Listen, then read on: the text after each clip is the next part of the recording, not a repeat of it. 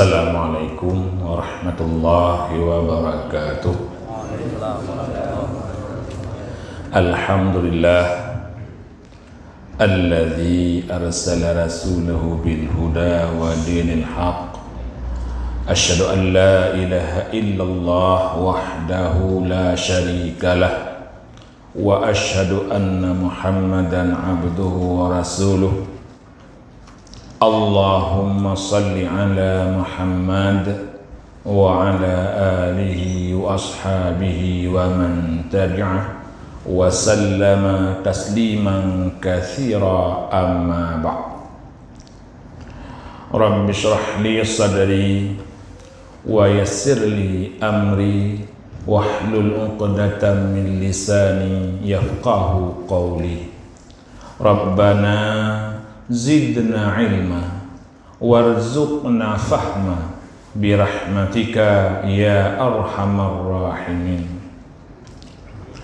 Segala puji dan segenap rasa syukur kita haturkan kepangkuan Allah Subhanahu wa ta'ala atas limpahan rahmat, nikmat dan taufik serta hidayah kepada kita semua. Selawat dan salam senantiasa tercurahkan kepada junjungan kita Nabi besar Muhammad sallallahu alaihi wa alihi wasallam yang kami hormati Tengku Imam Syekh sekaligus guru kita semua yang telah berhadir di tengah-tengah kita, Pak Kesi, Tengku Imam Ngempung, Tuha Pet, Tuha Lapan, Tuha Adat, Tuha Pekat, hadirin hadirat yang dimuliakan Allah Subhanahu wa ta'ala. Pun malam pun ya, Tuha. Ya. Baik. Pada malam ini kita akan mendiskusikan ayat yang menurut hasil penelitian saya tidak pernah didiskusikan di luar bulan puasa, yaitu ayat puasa. Ya, biasanya ayat ini di bulan puasa sering dibaca, sering dibahas, didiskusikan. Begitu puasa selesai orang lupa tentang ayat ini. Karena itu supaya tidak lupa, maka pada malam ini kita akan menelaah Surat Al-Baqarah ayat 183 dengan cara dan gaya lain. Jut. Kamu yang jut kita kemah. A'udzu billahi minasyaitonir rajim. Ya ayyuhalladzina amanu kutiba alaikumus syiyam kama kutiba alal ladzina min qablikum la'allakum tattaqun. Sadaqallahul azim. Saya tidak lagi menerjemahkan ayat ini karena ayat belum selesai saya baca, semua sudah punya terjemahan di kepala masing-masing. Cuman saya ingin menggarisbawahi 3 kata kunci yang ada dalam ayat ini yang sering dilupakan orang apalagi puasa sudah selesai. Di bulan puasa saja kata kunci ini lupa orang. Kata kunci pertama adalah asyam, puasa, yang secara lugawi berarti al-imsak, menahan. Yang kedua, kama kutiba alal ladzina min qablikum, bahwa puasa ini yang kita jalankan ini bukan puasa pertama. Umat-umat sebelum kita juga sudah disyariatkan puasa dengan cara mereka. Potongan dan kata kunci kedua ini ingin mengajak kita semua memiliki kesadaran tentang masa lalu. Baik sang-sang kita ni yang hebat, hana yung urung awai tu. Kira-kira menang kan pegah. Kama kutiba 'alal ladzina min qablikum. Puasa ini sebelum diwajibkan kepada kita sudah pernah diwajibkan kepada orang-orang sebelum kita. Potongan kedua setelah asyam tadi itu ingin membangun kesadaran tentang masa silam, tentang masa lalu, tentang sejarah. Karena banyak orang melupakan sejarah, walaupun banyak orang berbicara jas merah katanya, jangan lupakan sejarah. Sekarang jasnya sudah macam-macam, ya, ada yang biru, ada yang putih. Ya. Itu kata kunci kedua. Kata kunci ketiga adalah tattaqun dalam bentuk fi'il mudhari'. Bila kita baca dan kita buka beberapa tafsir, itu bermakna masa yang akan datang, present tense. Ini kata kunci ketiga ini mengajak kita untuk memiliki kesadaran tentang masa depan. Saya ingin mengatakan bahwa nampak dengan sangat nyata bahwa Al-Quran itu sangat universal. Ayat ini secara khusus memang berbicara soal puasa, tapi ajaran yang diajarkan ayat ini tidak terbatas pada puasa dalam makna syariat yang kita pahami selama ini, tetapi juga bisa masuk ilmu apa saja, termasuk ilmu manajemen, leadership, sebagaimana yang terungkap dari 3 kata kunci yang barusan kita sampaikan itu. Kalau al-imsak itu aktivitas manajerial dalam ilmu manajemen itu, ya, kalau sumber manajemen itu adalah iman, ya ayyuhalladzina amanu, maka al-imsak, menahan diri, ini adalah kegiatan yang harus kita laksanakan setelah Ramadan selesai sampai berjumpa kembali dengan Ramadan di tahun yang akan datang. Baik terfikirnya kabeh puasa, ayat puasanya hana boleh baca li ka selesai. Padahal menahan diri itu sepanjang hidup. Bahkan kehidupan akan hancur karena orang tidak punya kemampuan menahan diri. Ada orang makan terus tidak pernah kenyang-kenyang, sementara ada orang lapar terus tidak pernah makan-makan. Padahal puasa mengajarkan bila seorang lapar semua merasakan kelaparan, dan bila seorang kenyang semua merasakan kekenyangan. Ini al-adalah, azas keadilan yang diajarkan oleh puasa melalui kata asyam itu. Kalau orang kaya menahan diri untuk tidak mengambil semua untuk dirinya, ya, konsumsi, tapi dia mendistribusi, maka tidak ada orang yang tidak cukup. Kenapa? Karena banyak yang punya kelebihan, yang mendistribusikan, membagi kelebihannya kepada orang-orang yang kekurangan. Dalam bahasa sekarang disebut dengan economic governance, pembangunan di bidang ekonomi, menahan diri. Kalau punya kekuasaan, menahan diri untuk tidak menguasai. Ya.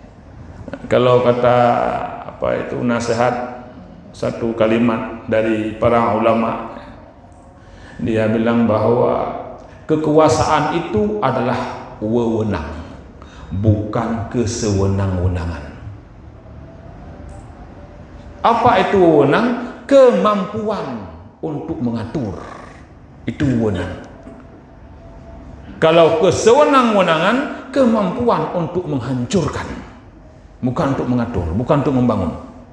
Banyak orang hari ini menggunakan kekuasaan untuk melakukan kesewenang-wenangan, bukan untuk menjalankan kewenangannya sebagai penguasa, kewenangannya sebagai pemimpin, kewenangannya sebagai manajer, bukan. Tetapi menampakkan dan memamerkan kesewenang-wenangnya. Nah, ini harus mampu tahan diri, ya, supaya kehidupan ini kohesif, harmonis, ya, tertib, ya, teratur.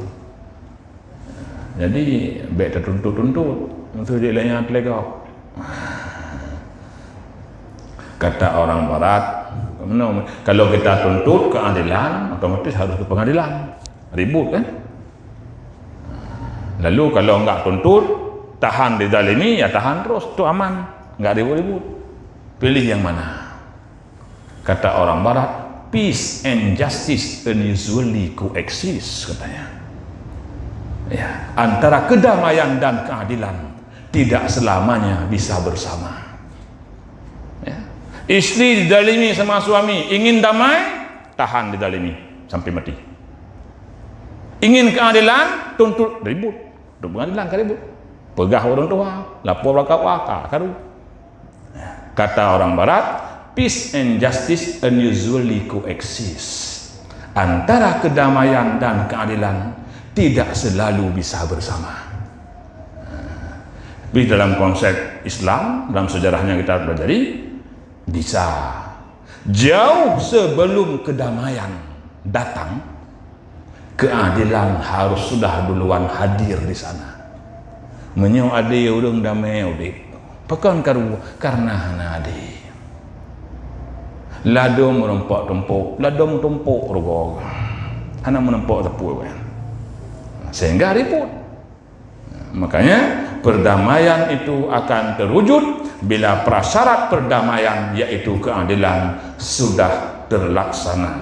Ini ajaran yang kita petik tentang manajemen, bukan pegah manajemen, karena ketika Rasulullah mengibaratkan kita ini ibarat buih di tengah lautan, jumlahnya banyak tetapi digenggam sama orang. Kenapa?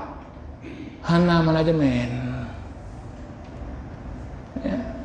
Igop na tanah hidup padang gerogop 20 miliar hana ngai lau ipu sapat pai micah budget lau. Itu yang tanah rot tu atra agama tak cok balik tanah waka nangku. Ini atra agama nangku cok balik dah. Igop kon na lom lain kan tarik atra kana. Tapi jauh atra yang golongna. Kemampuan memberi inilah yang membuat umat Islam centang perenang. Ini mismanagement. Umat Islam mengalami mismanagement, krisis kepemimpinan. Igak sabah pemimpin ni. Paus selesai. Tanya memang dah bawah pemimpin. Tidak masalah banyak pemimpin, berarti banyak kader. Cuman berkelahi, itu yang masalah. Nah, ormas ini, ormas itu baru pemimpin agama, belum pemimpin politik. Ada partai ini, partai itu, ini Islam itu man. Nah, pemimpin OKP, organisasi pemudaan, nah pemuda yang menhajit, tidak perlu sama hukum Islam agama. Ini ilmu manajemen. Makanya, bagaimana? Kenapa ayat ini mengajak kita memiliki kesadaran tentang masa lalu? Itu kesadaran untuk evaluasi. Yang bisa kita evaluasi hanya yang sudah kita lakukan, yaitu di masa silam. Evaluasi, muhasabah. Mungkin secara individual kita sudah muhasabah. Tapi sebagai umat beragama, sebagai kaum, kita jarang sekali muhasabah, mengintrospeksi diri jarang. Kalau introspeksi orang sering nyo kapalo, nyo awak Cina kapalo, ada salah Cina tapi nyo ke komunis lah, nyo Kristen, nyo Yahudi, salah Yahudi, nyo habis hancur Islam dong. Padahal yang pancur Islam perilaku dengan Islam. Jadi aku kalau elok semua yang tambah nyo dihagu selatah anaknya elok semua. Kecuali elok semua temang oleh hagu atau hagu temang oleh elok semua. Tunggu kelan. Siapa yang menghancurkan rumah tangga kita? Siapa? Pak Yahudi, Cina, Kristen. Coba deh. Cara kita berbicara dengan istri kita itu menghancurkan apa tidak? Cara kita mendidik anak kita itu menghancurkan apa tidak? Cara kita bertanggung jawab terhadap istri dan anak-anak kita menghancurkan apa tidak? Ilmu kita tentang Tuhan cukup tidak? Ilmu kita tentang makhluk Tuhan cukup tidak?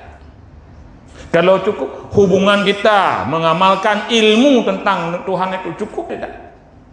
Hubungan kita mengamalkan ilmu untuk hubungan dengan manusia cukup tidak? Quran kah betul dah baca? Yang kitab suci dah hanya dah kun kata lahagop. Nyo nunggu.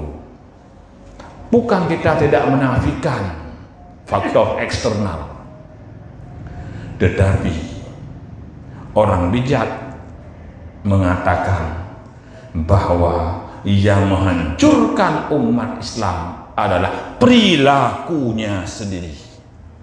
Kiu sejarah dinasti Abbasiyah, dinasti Umayyah. Apa faktor paling dominan? Perselisihan di internal umat Islam lah yang menyebabkan Islam runtuh sebagai sebuah kekuasaan politik pada tahun 1258 Masehi. Coba diperiksa saja. Ada desa yang berkelahi gara-gara kurban itu. Gara-gara kurban. Anak empat si, jadi pegah si di. Akibat hana jadi kurban. Ya, dulu pernah ada sebuah desa bermusyawarah untuk membangun masjid. Dalam musyawarah mereka beda pendapat tentang di mana masjid itu dibangun, lokasinya di mana. Akhirnya hasilnya apa? Hasilnya masjid tidak dibangun. Mungkin hayu orang telang. Hayu orang telang. Rencana pun pengen ada bukan anu untuk pegot masjid. Cuma musyawarah 4 pegot. Dawa dalam rapat hana kesepakatan. Kesimpulannya itu hana jadi pegot masjid. Mungkin hayu dah. Daripada sengit gak terhu dah. Daripada putuh gak genting sama aja kan, kan? Daripada genting gak putuh. Padahal kata Aceh, daripada putuh gak genting, daripada buta gak juling. Kata Aceh orang dulu begitu. Makanya orang yang punya kesadaran tentang masa lalu, dia punya kemampuan mengevaluasi masa lalu, mengevaluasi masa silam, menilai masa lalu kita, menilai masa silam kita. Dan yang ketiga adalah memiliki kesadaran tentang masa depan. Kalau bahasa manajemennya ini planning, perencanaan. Harus direncanakan ya. Jangankan sebuah umat, sebuah bangsa, pribadi kita harus direncanakan. 1 minggu berapa jam waktu kita? 168 jam. Tidur berapa jam? Sepertiga 168, tinggal berapa jam setelah dikurangi sepertiga. Lalu ngapain? Untuk ibadah berapa, untuk sosial berapa, untuk belajar berapa, untuk ngaji berapa, untuk masyarakat berapa, untuk bekerja berapa. Dan itu harus diatur detil. Ya orang tanya mana? Itulah makanya kalau kata Imaduddin Abdul Rahim yang mendirikan ICMI itu, ya, dosen ITB Bandung itu, kata dia, untuk melihat seseorang layak atau tidak menjadi pemimpin, kata dia, datang saja ke rumahnya, lihat 2 hal. Melalui 2 hal ini kita bisa menyimpulkan orang ini layak menjadi pemimpin atau tidak. Yang pertama, lihat kamar mandinya bersih atau tidak. Yang kedua, lihat isi lemarinya, kitab, piring hias, buku, mainan. Udah itu aja dia. Layak atau tidak menjadi pemimpin. Kalau piring hias dalam lemari, piring lauleh, gimana pimpin umat? Lauleh ada piring. Pulang tak pimpin lembaga ilmu, haruna ilmu lauleh, hanya piring, hanya rak. Tapi harus ilmu. Pemimpin politik harus ilmu. Semua pemimpin harus punya ilmu. Dan buku, kitab itu adalah cerminan di mana ilmu yang tersebar itu dirangkum dan ditulis dalam lembaran-lembaran kitab atau buku itu. Ini poin-poin penting supaya tetap menjadi kesadaran kolektif kita. Walaupun bulan puasa telah pergi meninggalkan kita, tetapi nilai-nilai yang diajarkan oleh puasa itu harus lestari sampai berjumpa dengan puasa tahun yang akan datang, bahkan sampai kita pergi menghadap Allah Subhanahu wa ta'ala.